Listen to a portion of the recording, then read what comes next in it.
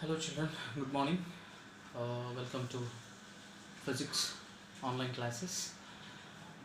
In last class, we have learned about heat and basic concepts of heat. So what we have discussed once we will recall.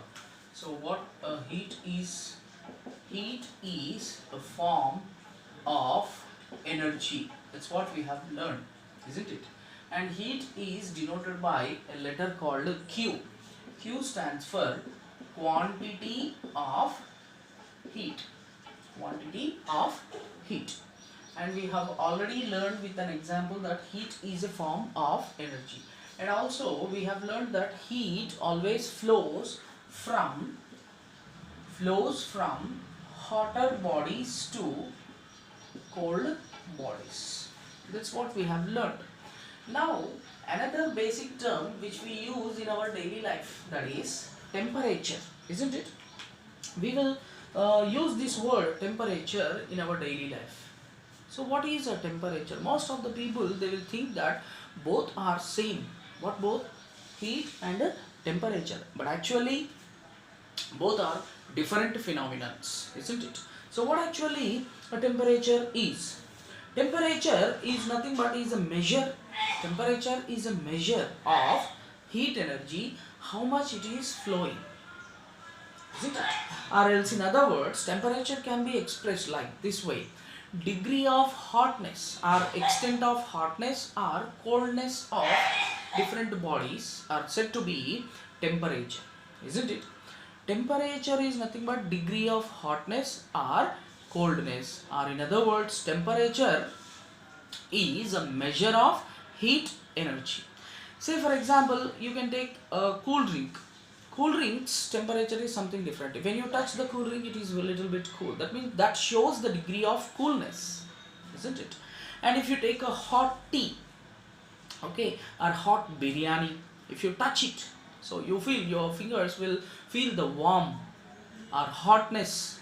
So that shows about the degree of hotness, isn't it? So this differences, degree of hotness or degree of coldness, is expressed or denoted by a word called temperature, and this is denoted by a letter called capital T, or in sometimes it may be small t also. Here T stands for, in classical physics of motion, we have learned that T stands for time, but in this heat content or topic, T stands for here temperature. So heat is measured in, we did not discuss about the measurements, how a heat is expressed in, isn't it? So in last class we discussed these 3 points, but today one more important point which is to be added: heat is measured in calories. This is the units of calories. That means heat is measured in calories, whereas temperature is measured in degrees of different forms we have. Temperature is expressed in different forms. Say for example, temperature is measured in degrees Celsius and degree Fahrenheit,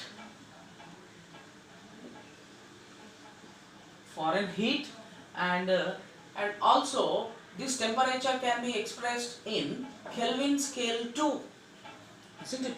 So temperature is expressed in many ways, in different forms. I will give you a simple clarity. Say for example, the currency of an India is rupee, isn't it? If you go to America, United States of America, the currency is the measurement of currency is in dollars, and some countries pounds, and if you go to some countries, Arab countries, it is dirhams, shekel, like this. So the same currency is expressed in different ways. Like that, there is a different forms of temperature expressing, or else the units of temperature, in other words, it is measured in degrees Celsius, Fahrenheit and Kelvin scale. So how this conversion we will discuss in coming classes. So meanwhile, so we have learned that this heat energy is used in many ways in our daily life, isn't it?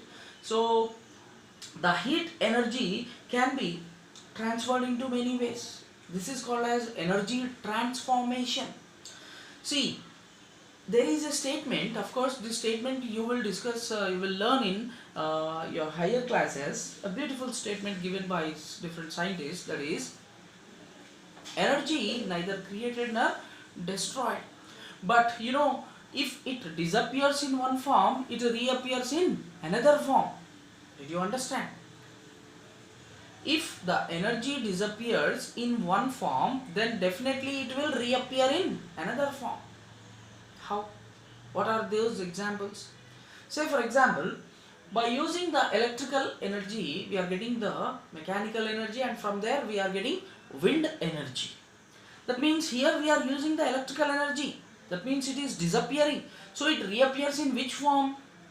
Wind energy. That means the energy transforming here, isn't it? And also you can take a water heater, the best example.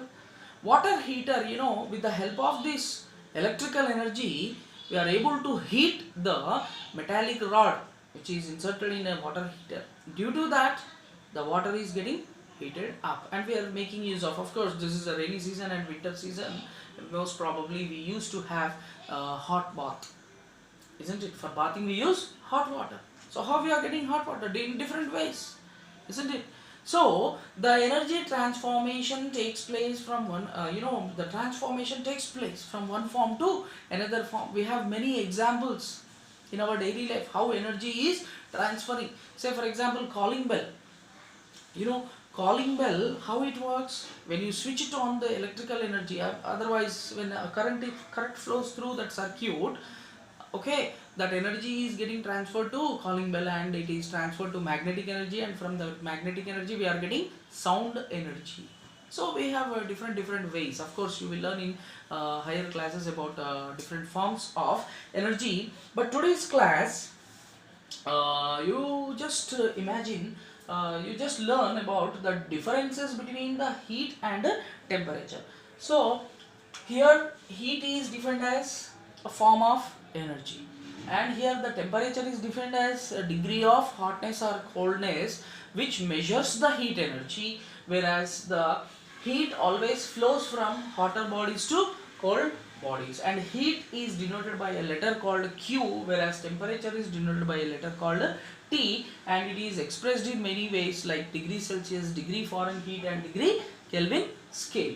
And heat is expressed or measured in units of calories, isn't it? So what are the heating effects in our daily life? That's what we are going to see. Heating effects of daily life. What are these? What is this? With the help of heat we are making use of what? Iron. Making iron of clothes. With the help of electrical energy, the filament gets heated up, that iron box. So with the iron box, what we are doing? We are ironing our clothes, or else the wrinkles may disappear by using this iron box. And then after, electric heater is the best example. Again, the transformation of energy or heating effects of electric current, in other words.